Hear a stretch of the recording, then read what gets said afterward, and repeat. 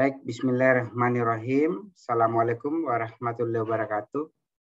Alhamdulillahirrabbilalamin. Kita perbarui dulu rasa syukur kita kepada Allah Subhanahu wa Ta'ala. Alhamdulillah hari ini kita bisa bertemu untuk tatap muka yang keempat melalui room Zoom ya. Mata kuliah kita adalah analisis ekonomi wilayah dan kota.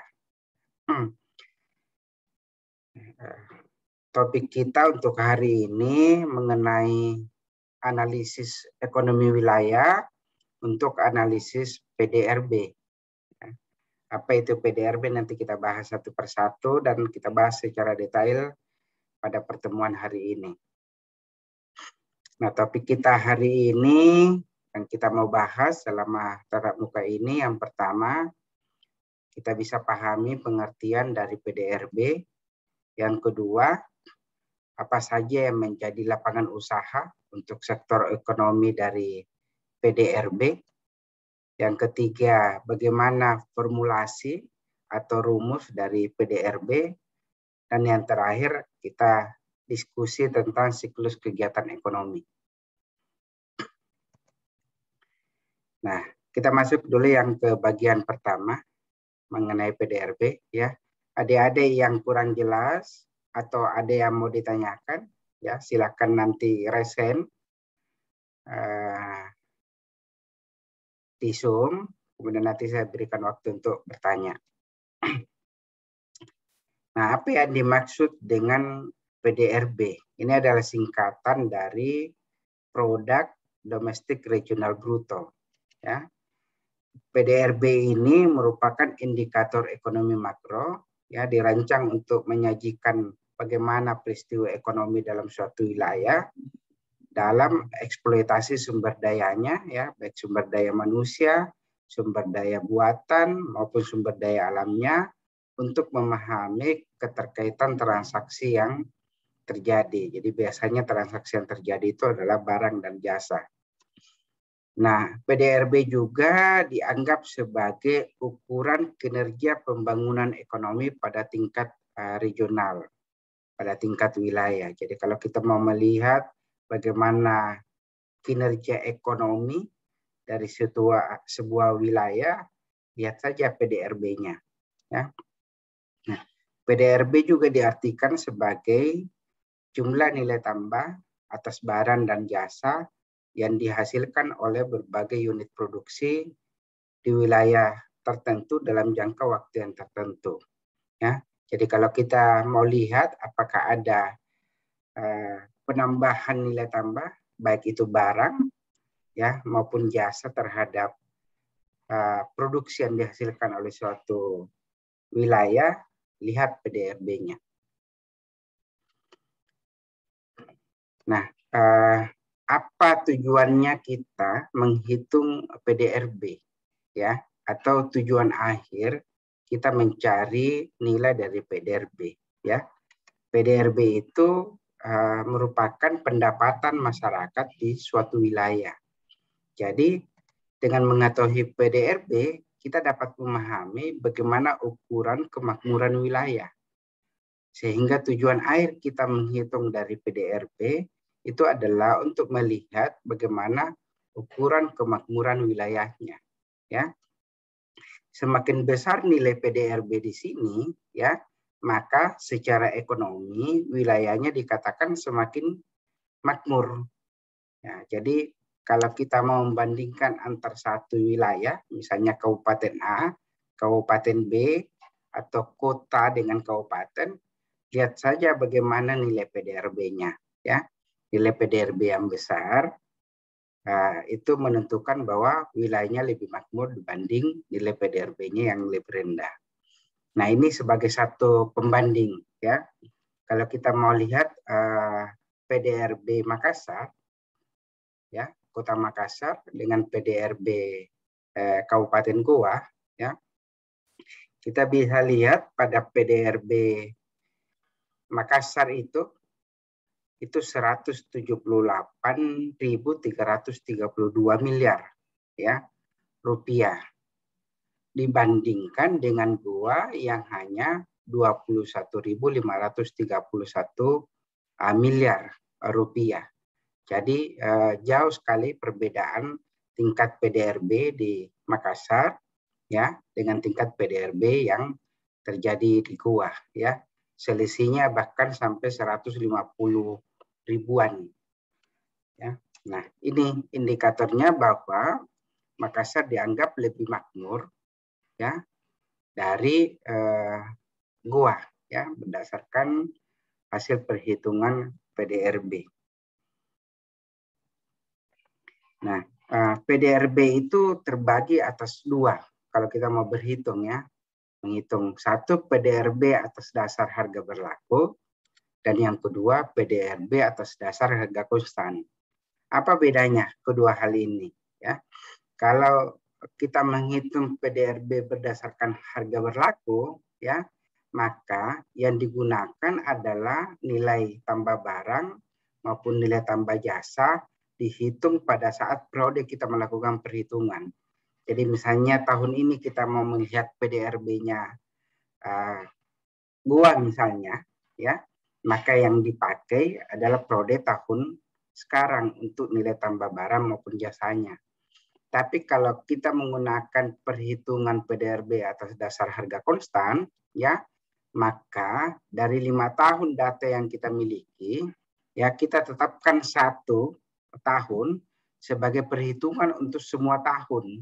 Jadi misalnya kita mau menghitung 2016, 2017, 2018, 2019, dan 2020, ya nilai PDRB-nya dari semua tahun ini kita bisa tentukan kira-kira nilai tambah barang dan jasa mana kira-kira yang kita mau pilih. Kita bebas memilih karena ini untuk mengukur nilai tambah barang dan jasa ya pada tahun tertentu sebagai tahun dasarnya. Nah, misalnya dari 5 tahun ini kita pilih misalnya 2018. Ya, itu boleh saja sehingga ini yang ditetapkan sebagai tahun untuk perhitungan. Nah, apa hasilnya kalau PDRB atas dasar harga berlaku ya?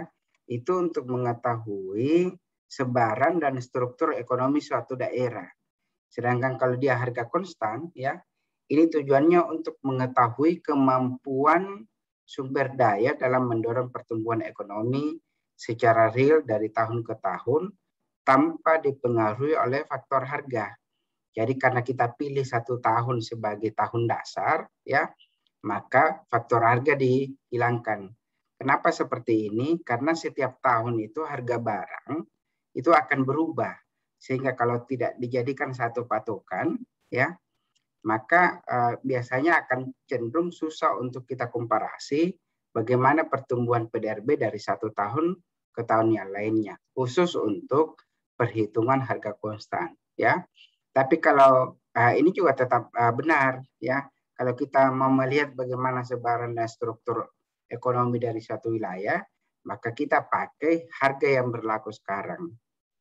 Gitu kira-kira bayangannya. Adik-adik, ada yang mau ditanyakan untuk hal ini? Oke, kalau tidak ada, kita lanjut ke topik yang kedua mengenai lapangan usaha sektor ekonomi. Jadi kalau kita mau melihat ya indikator kemakmuran suatu wilayah, ya kita lihat semua data tentang lapangan usaha sektor ekonominya, ya. Nah, ada 17 ini yang perlu diingat, ya. Ada 17 lapangan usaha sektor ekonomi produksi, ya. Yang pertama data mengenai pertaniannya, peternakan, kehutanan maupun perikanan, ya. Jadi bagaimana konsumsi ya dari pertanian, peternakan, kehutanan dan perikanan itu poin 1 yang diperhitungkan sebagai sektor ekonomi dari lapangan usaha untuk perhitungan PDRB.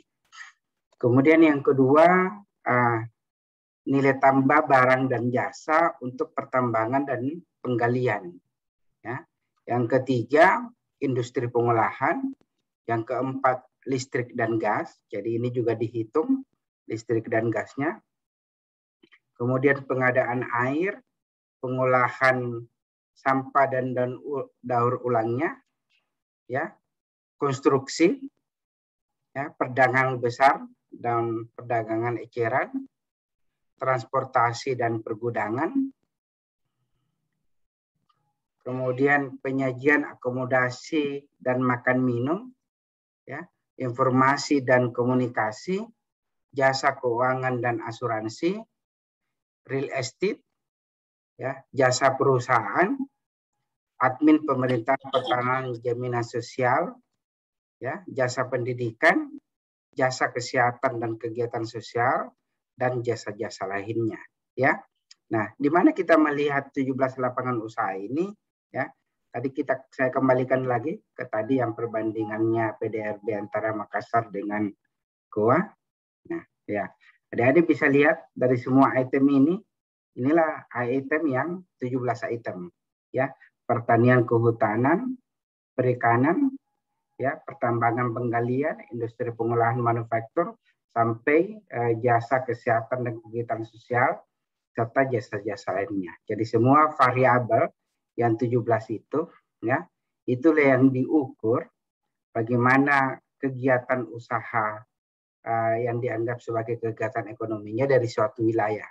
Sehingga ada banyak sekali memang faktor yang diperhitungkan untuk melihat satu nilai produk domestik regional bruto dari satu wilayah. Ya. Nah, kita kembali lagi. Ya. Oke, ada saya stop.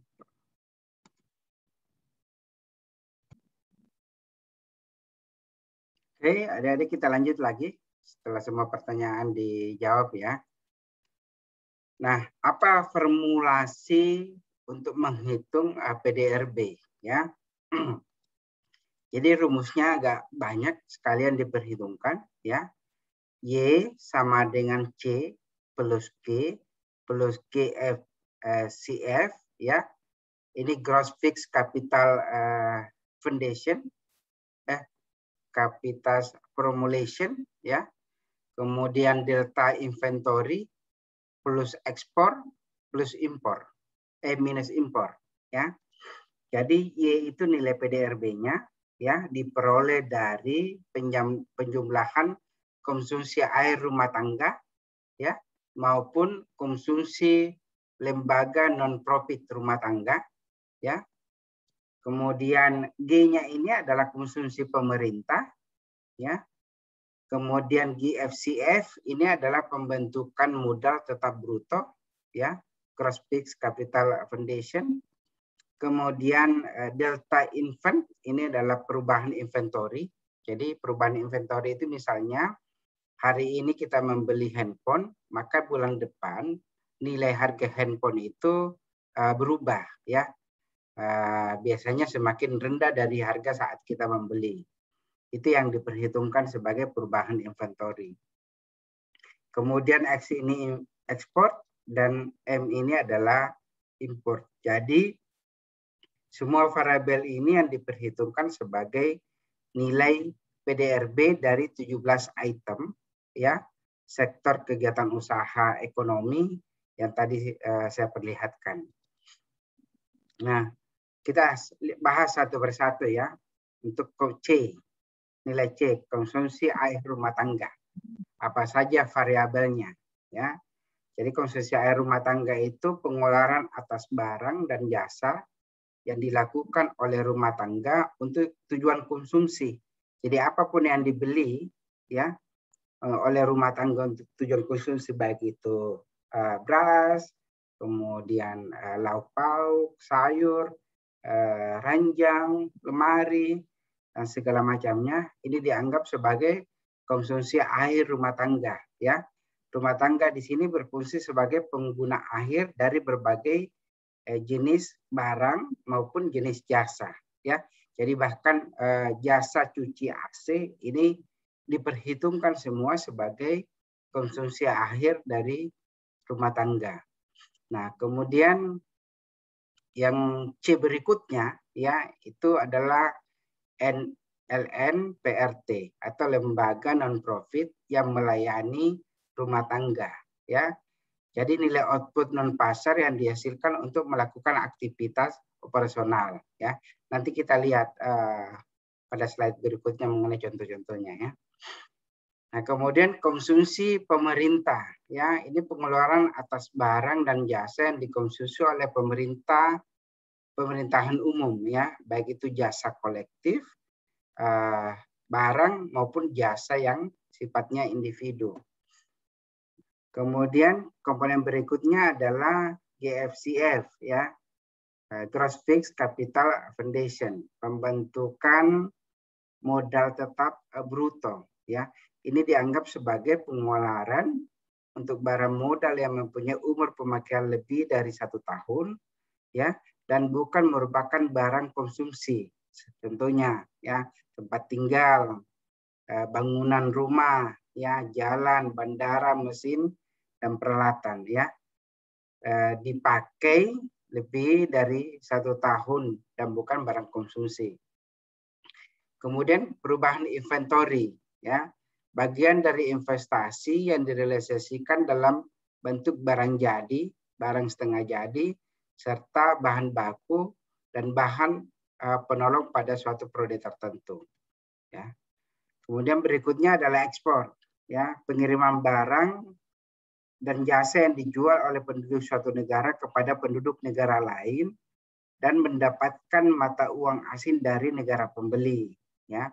Kemudian impor itu sebaliknya, jadi barang masuk, ya, pemasukan barang maupun jasa dibeli oleh penduduk kita, penduduk dari negara, dibeli dari penduduk negara lain yang mengakibatkan arus uang kita yang keluar ke luar negeri sebagai mata uang asing. Nah, bagaimana pendekatan perhitungan PDRB? Ya, ada 3 ini pendekatannya. 1 pendekatan produksi, yang kedua pendekatan pendapatan, ya, yang ketiga pendekatan penggunaan atau pengeluaran. Yang pertama ini disebut sebagai pendekatan produksi, ya, yaitu menghitung pendapatan wilayah berdasarkan jumlah nilai tambah yang dihasilkan oleh seluruh sektor ekonomi dalam wilayah, ya.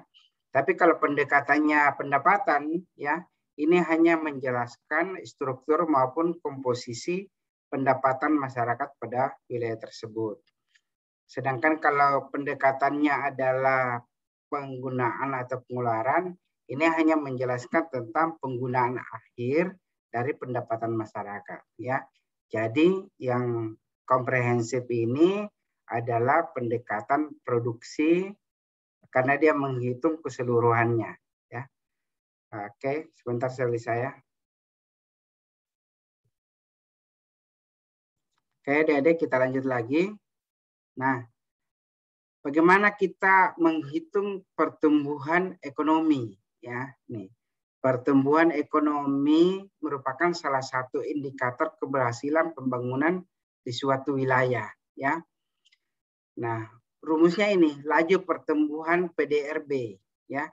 PDRB tahun tertentu dikurang dengan PDRB tahun sebelumnya dibagi dengan PDRB tahun sebelumnya dikali 100%, ya. Saya mau perlihatkan contohnya, ya, untuk menghitung PDRB-nya, ya. Bentar, saya buka dulu Excel-nya.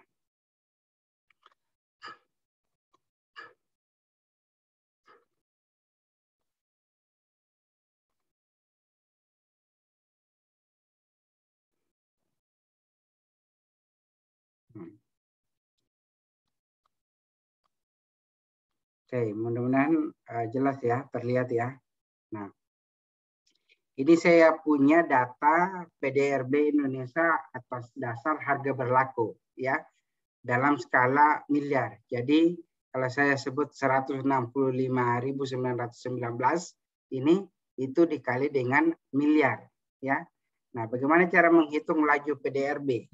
Ya, laju PDRB misalnya tahun 2017, ya. Maka sama dengan, ya, dalam kurung nilai ini ya 2017 dikurang dengan nilai tahun sebelumnya ya dibagi dengan nilai tahun sebelumnya dikali 100% ya. Maka laju PDRB-nya adalah 0,03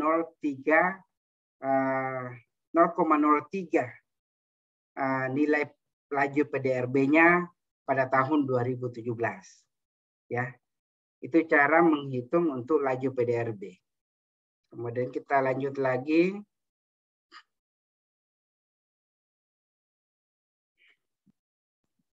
Nah,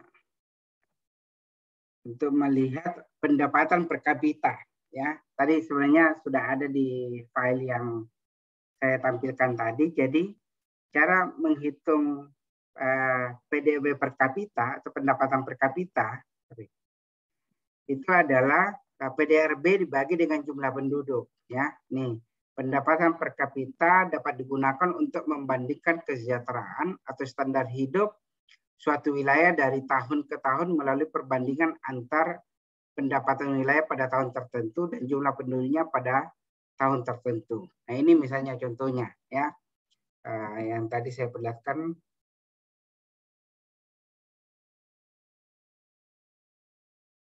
Tadi saya sudah share ini tidak? Belum ya? Misalnya pendapatan per kapita ya. Nah, kita mau lihat berapa pendapatan per kapitanya 2017 ya. Ini dibagi dengan katakanlah 250 juta penduduk di Indonesia. Ya. Nih. Dikali dengan berapa? 1 miliar ya. 1 miliar itu berarti segini kira-kira ya. Oke. Jadi pendapatan per kapita kita hanya 3.749.000 ya kira-kira kalau pada tahun 2017 penduduk Indonesia itu ada 250 juta penduduk ya, hanya sekitar segini pendapatan per kapitanya adik-adik. Nah, kita lanjut lagi ya. Setelah pendapatan per kapita ya, kemudian distribusi PDRB ya. Nanti adik-adik coba sendiri untuk distribusi PDRB ini ya, yaitu distribusi PDRB pada suatu sektor ya atau lapangan KI dibagi dengan jumlah total PDRB-nya dikali dengan 100% ya. Berapa nominalnya itulah yang disebut sebagai distribusi PDRB ya. Jadi distribusi PDRB ini untuk menunjukkan ya sektor mana yang paling memiliki peranan untuk menghasilkan nilai tambah bruto ya. Ini contohnya nih.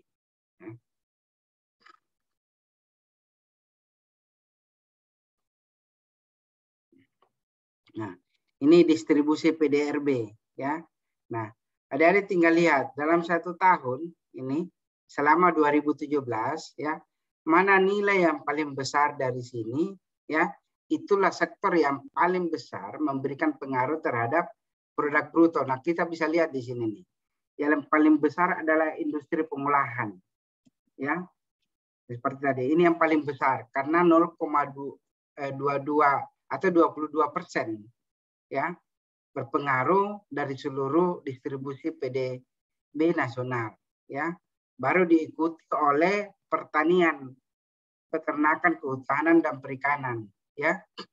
Mungkin di masa pandemi ya bisa jadi ya di masa pandemi ya pertanian peternakan ini juga akan masih memiliki peran yang sangat penting ya dibanding dengan sektor-sektor jasa lainnya.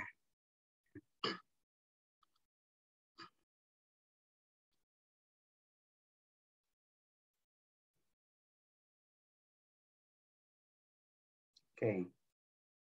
Kemudian kita masuk ke siklus kegiatan ekonomi. Siklus kegiatan ekonomi yang pertama ini adalah siklus kegiatan ekonomi tertutup ya. yaitu dari produsen ya ke konsumen. Hanya dua lingkupnya. Produsen penghasil barang, konsumen ya yang membeli barang. Jadi dari produsen ini ada faktor-faktor produksi sebagai arus faktor yang lari ke konsumen ya. Tapi dari konsumen ya ini juga ada arus produk barang maupun jasa ke produsen ya. Apa yang disebut dengan barang biasanya adalah bahan baku, raw material ya yang dipakai oleh produsen untuk mengolah ya dalam industri pengolahannya menjadi produk barang jadi ya. Kemudian jasa apa yang dipakai biasanya buruh, tenaga kerja yang dipakai oleh pabrik ya untuk menghasilkan produk ya sehingga bisa dipasarkan. Nah, kemudian ada lagi balas jasa faktor produksi ya, ada proses uang yang pindahnya dari proses transaksi tersebut. Sama juga ini, ada pengeluaran konsumsi arus uang dari konsumen ke produsen. Nah, apa saja faktor-faktor produksi itu ya? Untuk arus faktor mulai dari unsur tanahnya, tenaga kerja, keuangan kapitalnya maupun kegiatan wirausahanya ya. Kemudian balas jasa faktor produksi yaitu mulai dari sewa tanah, upah dan gaji, bunga, dividen dan keuntungan ya. Itu semua yang diberikan kepada tenaga kerjanya. Nah, kemudian siklus kegiatan ekonomi yang kedua namanya siklus kegiatan ekonomi terbuka ya. Jadi sudah ada 3 unsur di sini. Ada produsen, ada rumah tangga, dan ada wilayah luar negeri ya, luar wilayah atau di luar negeri ya. Sehingga lingkupnya sama ya, barang dan jasa ke rumah tangga, pengeluaran konsumsi masuk ke produsen ya. Kemudian produsen melakukan ekspor ya, bisa juga melakukan impor ya. Nah, rumah tangga di sini ya juga bisa sekarang melakukan pembelian langsung ke luar negeri. Kemudian siklus yang ini siklus pendapatan dan penerimaan regionalnya ya dari produsen, konsumen, luar negeri ini ya sama tadi faktor produksi, balas jasa faktor produksi, faktor produksinya lagi sama balas jasa faktor produksi ya. Nah, di sini tambahannya ada kegiatan transfer ya, ada kegiatan transfer dari produsen baik ke rumah tangga maupun keluar wilayah atau keluar negeri.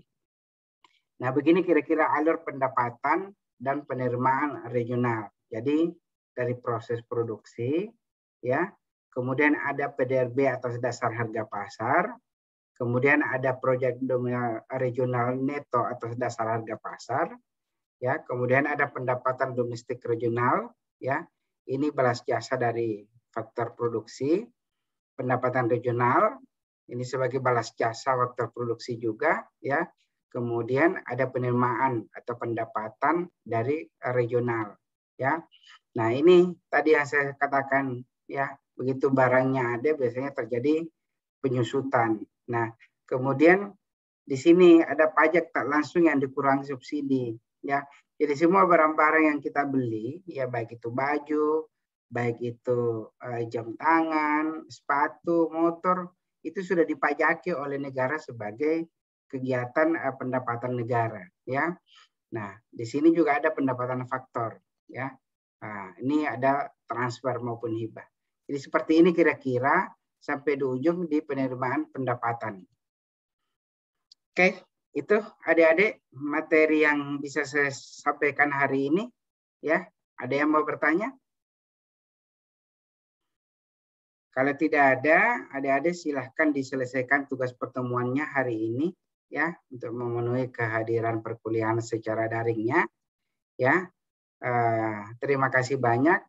Semoga yang kita lakukan hari ini menjadi amal ibadah buat kita semua. Ya, wabillahi taufiq wal hidayah. Wassalamualaikum warahmatullahi wabarakatuh.